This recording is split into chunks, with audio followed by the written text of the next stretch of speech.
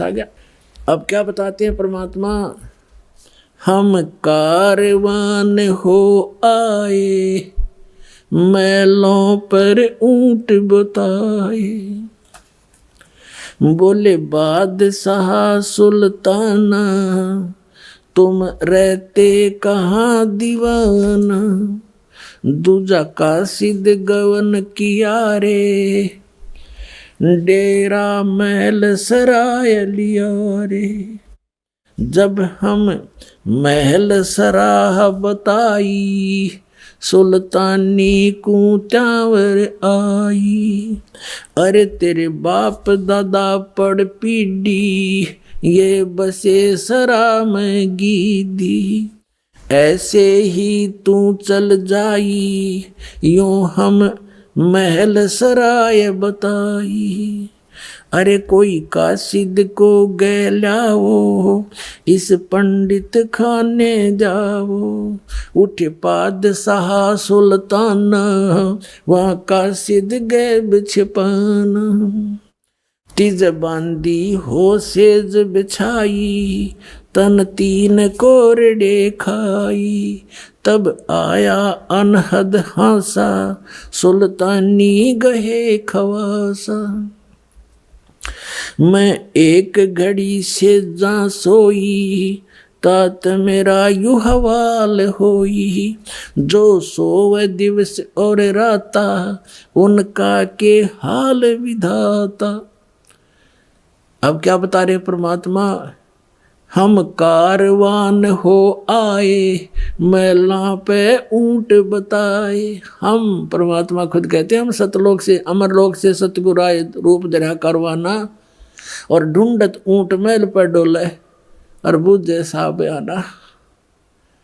अब कहते हैं 100 चलचीदर मैं करूँ पुण्यात्माओं। एक पुण्यात्मा के लिए जैसे वेद बताते हैं कि वो परमेश्वर अपने ऊपर रहता है, वहाँ से गति करके आता है, अच्छी आत्माओं को, दृढ़ भक्तों को उनको मिलता है, उनको उपदेश देता है, ज्ञान देता है। वो परमात्मा कबीर जी है, और किस प्रकार वो भटक रहे हैं अपनी आत्माओं के लिए।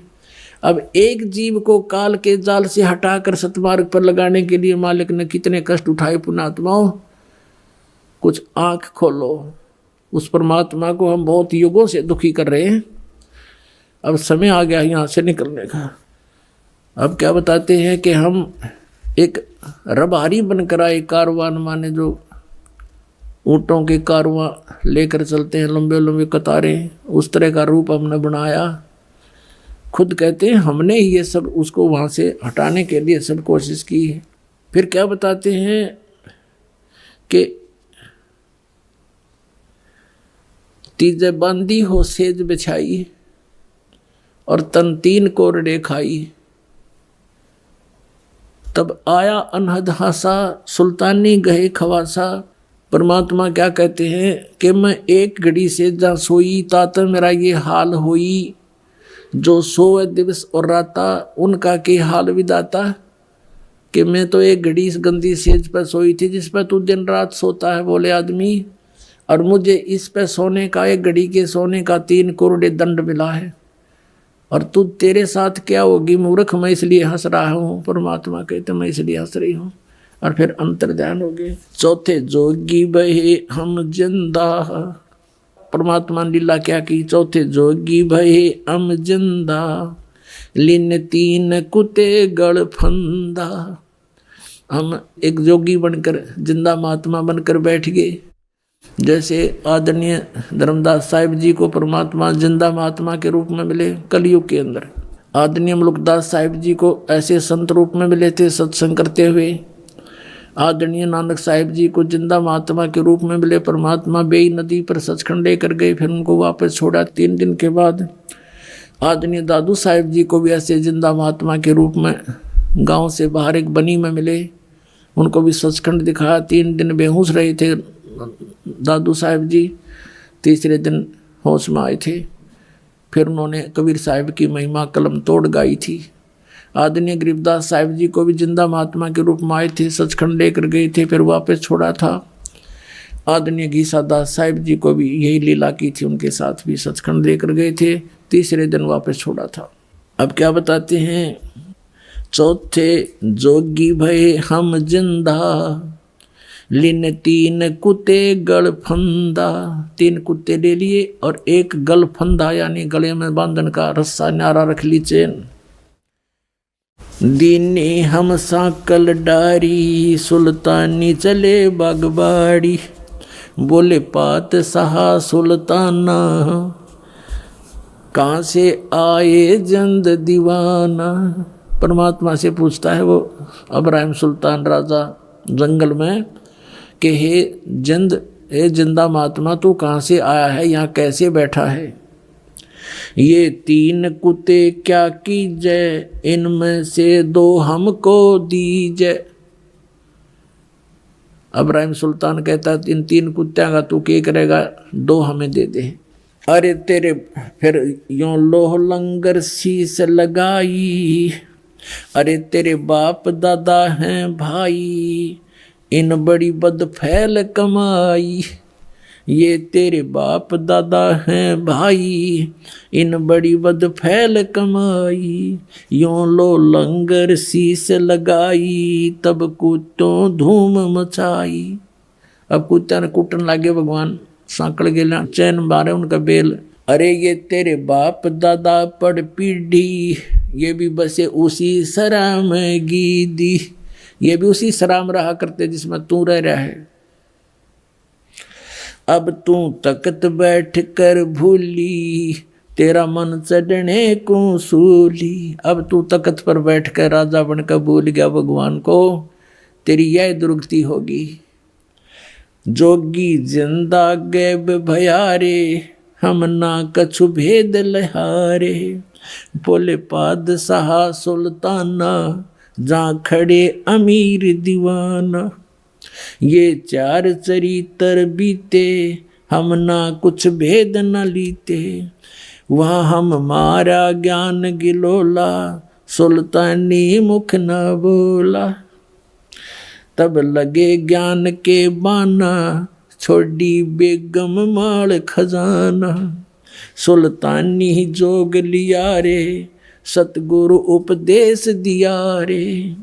छोड़ा 18 लाख तुरारे, जैसे लागे माल बुरारे। छोड़ा 18 लाख तुरारे, जिसे इब लाग गया माल बुरारे। 18 लाख घोड़े भी त्याग दिए। अब वहाँ से घर पे आ गया। घर आते ही उसने क्या किया, जंगल से जब आया वापस वन से, किसी से नहीं बोला। चारों तरफ रानियों ने घेर लिया। मंत्रियों से पूछा रानियों ने क्या बात होगी, तुम तो 1 हफ्ते के लिए गए थे, आज दूसरे दिन वापस कैसे आ गए। तब मंत्रियों ने बताया कि ऐसे ऐसे एक हिरण के पीछे ये बहुत दूर तक चले गए, पता नहीं वहाँ इसके साथ क्या घटना घटी, किसी से नहीं बोल रहे हैं।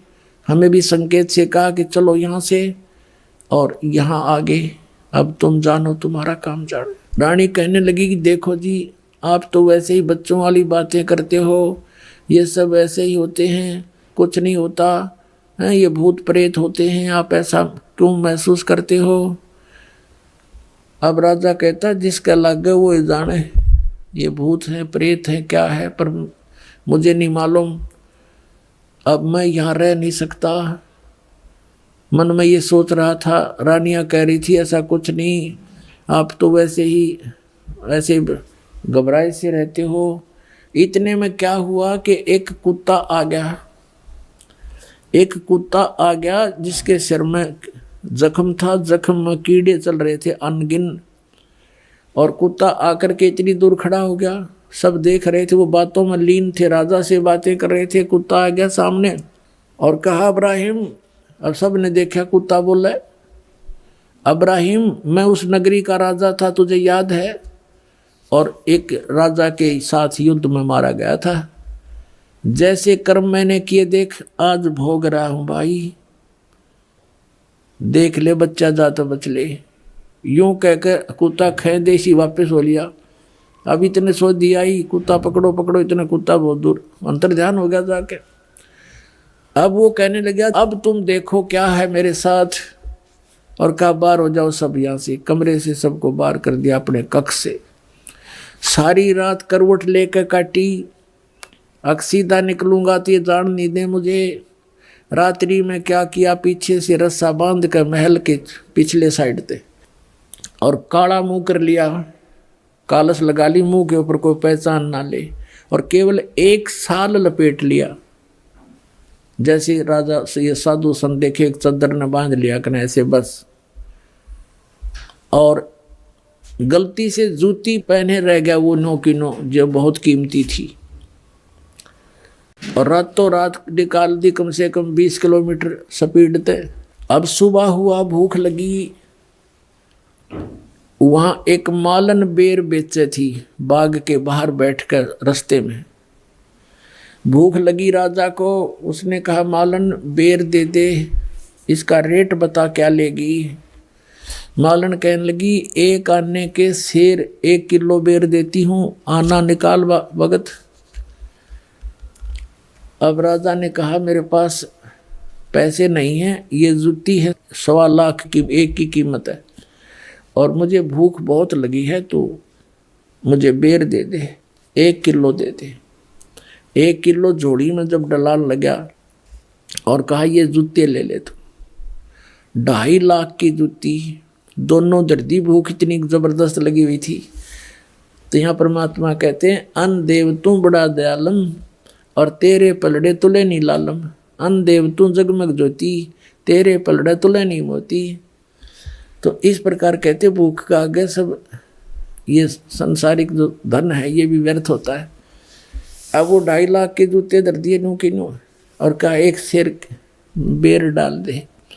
अब मालन जब बेर तोला थी और तोलते ही डालने लगी तो 1 बेर जमीन पर गिर गया और शेष उसकी जोड़ी में डाल दिए। अब मालन तो कहती है ये बेर मेरा, अब्राहिम कहता ना मेरा, दोनों उस बेर पर लड़न लाग रहे। परमात्मा ने एक मारा उसके मुंह पर थप्पड़।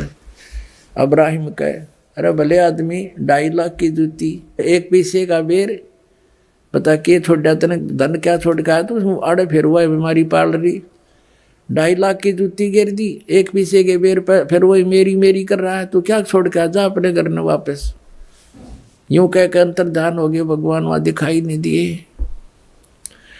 अब कहने का भाव ये है कि परमात्मा हमारे को चोट मार मार कर इस माया के जाल से छुटवाते हैं। माया का लेप हमारे बहुत हो गया, इसके ऐसी चोट मार मार कर इसे नफरत कराते हैं, और हम मांगते माया भगवान थे, और ये माया तो आपको इतनी दे देगा आपका समझ में भी ना हो, पर यह माया आपका काम किया होगी, आपकी दुश्मन बन जाएगी ये लास्ट में। तो इसलिए पुण्यात्माओं, आप परमात्मा के मर्यादा और नियम को पहचान कर इस मार्ग पर चलिएगा। आपका ये जीवन भी इतना बढ़िया रहेगा, औरों से असंख्य गुना बढ़िया रहेगा, लेकिन निरा धन ना मांगियो भगवान थे। केवल माया मत मांगना, यो दे तो यह भी देगा, पर भगवान का जो काम था वो तो अधूरा रह गया। आपको पार करना, आपको सचखंड ले जाना, वो तो फिर अधूरा रह जाता अगर इस माया के चक्कर में भगवान आपको डालेंगे। लेकिन ये कभी नहीं डालते, लेकिन आपका काम भी कोई पेंडिंग नहीं रहने देंगे जो आवश्यक होगा, ये सच करना। ये 4 चरित्र बीते, हम ना कुछ भेद न लीते, वहाँ हम मारा सुल्तानी जोग लिया रे, सतगुरु उपदेश दिया रे, 18.5 लाख तुरारे, जिसे लाग गया माल बुरा रे। अब क्या बताते हैं कि जिसने 18 लाख घोड़े छोड़ दिए, त्याग दिए, और अब लग गया माल बुरा रे, वो धन अब उसको दुश्मन दिखाई दे रहा अपने जीवन के लिए। छोड़े गज गए बर सब जल होड़ा, सब अब बहे बाट के रोड़ा, संग 16 सेंस सुहेली, एक से एक अधिक नवेली, छाडे हीरे हिरंबर लाला, सुल्तानी मोटे ताला, जिन लोक परगना त्याग्या, सुन शब्द अनाहद लाग्या, कप पगड़ी की को पीन बनाई, सालों की अल्फी लाई, शीस किया मुँह काला सुल्तानी तजे बुखारा।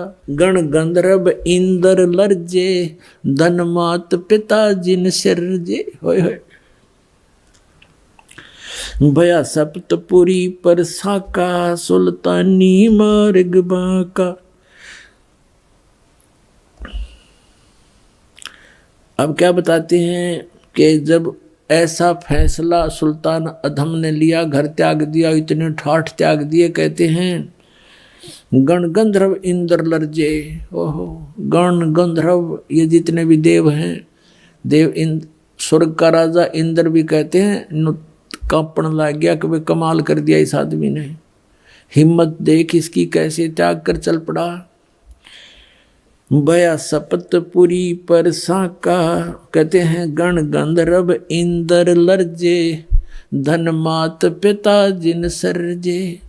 परमात्मा कहते हैं कि धन है इब्राहिम सुल्तान के माता पिता को जिसका ऐसा लाल उत्पन्न हुआ, ऐसा पुत्र उत्पन्न हुआ।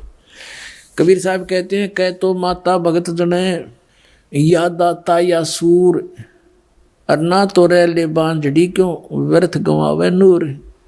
या तो माता भक्त पैदा करे, या कोई दानी यानी दाता, और या सूरवीर उत्पन्न हो। जो सूरवीर में गुण होते हैं वो अत्याचार करता नहीं और अत्याचार सहन भी नहीं करता, दूसरों के दुख में दुखी होने वाला होता है, कोई बकवास करने वाला होता है उसके साथ वो फिर संघर्ष करता है। तो कहता है या तो माता भगत जन है, उसके साथ तो कहना है कि अरिया दाता दानी हो, धार्मिक व्यक्ति हो, धर्म करने वाला हो, या फिर सूरवीर हो, अन्यथा जन्म देने की कोई जरूरत नहीं किसी बालक ने। अपना क्यों व्यर्थ में नूर, अपना शरीर भी क्यों खराब करे, बर्बाद करे। कहने का भाव ये है, कहते हैं गण गंधर्व इंद्र लर्जे धन मात पिता जिन सरजे। कहते धन है उसके माता पिता ने जिसे जन्म हुआ ऐसे महापुरुष का। सुन शब्द अनाहद राता जान काल कर्म नहीं जाता। जान हिंदू मुसलमान कुछ रामन दुआ सलाम।